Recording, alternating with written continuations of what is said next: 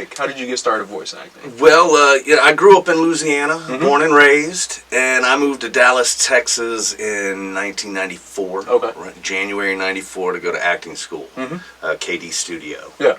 And along the way, I met some friends, notably Mike McFarland, a.k.a. Master Roshi, and many others, and director extraordinaire, and Chris Rager. In class, we went to class together at KD Studio, a.k.a. Mr. Satan. Yeah. And we actually were roommates. Wow. Yes. That's amazing. Mr. Satan and Boo were roommates before they were roommates on Dragon Ball Z. It was kind of like destiny, almost. Exists, right? Especially how the storyline played out. So during school, we wanted work, but we couldn't get work because we didn't have agents. We couldn't get agents because we didn't have work. Right. So we made our own work by forming comedy troupes. Really? And we did improv, sketch, musical comedy. Around the university, or? No. Well, we found a restaurant called Ozona Grill and Bar. Is it still up? Or? It is. It's over on nice. Greenville Avenue. Yeah. The stage is back there, and we developed, our form of blue, extremely offensive, rude comedy. It would not work today. Yeah. It would not. Well, it would be extremely niche. Yeah, for sure. If it worked, right? But we were young, and times are different, and we were right across the street. It's right across the street from SMU, across the highway from SMU, and that was all of our crowd. Anyway, throughout that time, getting some more experience. Mike McFarland, who was already a fan of anime, found out that they were dubbing Dragon Ball Z just right up the road. Wow. Over in North Richland Hills. And it's not right up the road from here, it's a few miles. But anyway, relatively speaking, from LA and New York, which was our only idea of getting into voiceovers, Mike found out about auditions. He went and auditioned, and he came back and he goes, I booked a part.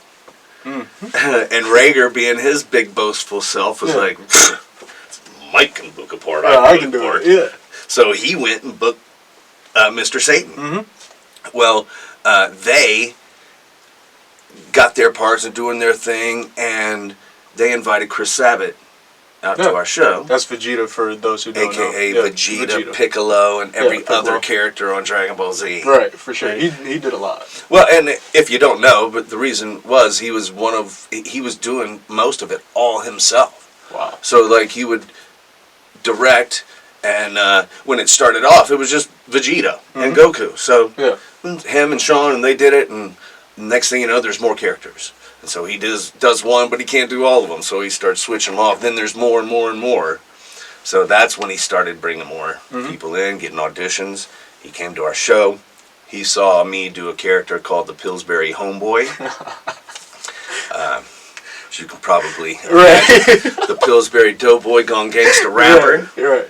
He gets jumped by the Keebler Elves one day going home from school, and triggers him into going rogue. And redid Snoop Dogg's "What's My Name." So instead of "Nothing says loving like my crescent rolls," it was "I'm hollering 187 with my dough in your mouth, biatch." Yeah, that is really good. "Nothing says loving like the blunts I be puffin'." Man. So yeah, Sabat saw me do that, and he goes, I think I found the voice of Majin Buu. Yeah. And he called me in, and he gave me the quick 411. I mean, it was like maybe a minute of backstory, and then showed me video, and showed me a script, which was on paper at the time. Right. We hadn't gone digital yet.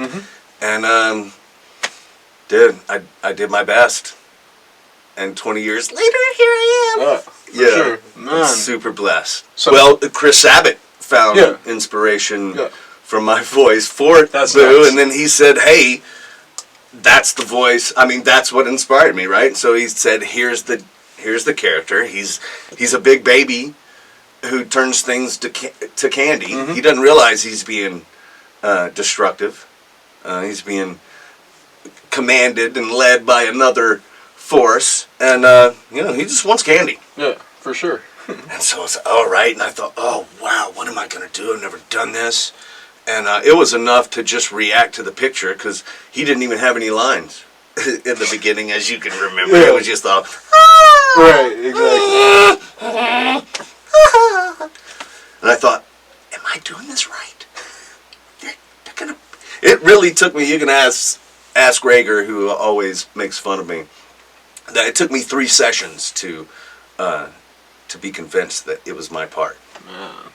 I just wasn't sure. It was just a bunch of giggling and, Yeah, for sure. and fighting, right? I thought, wow, okay. I guess they like this.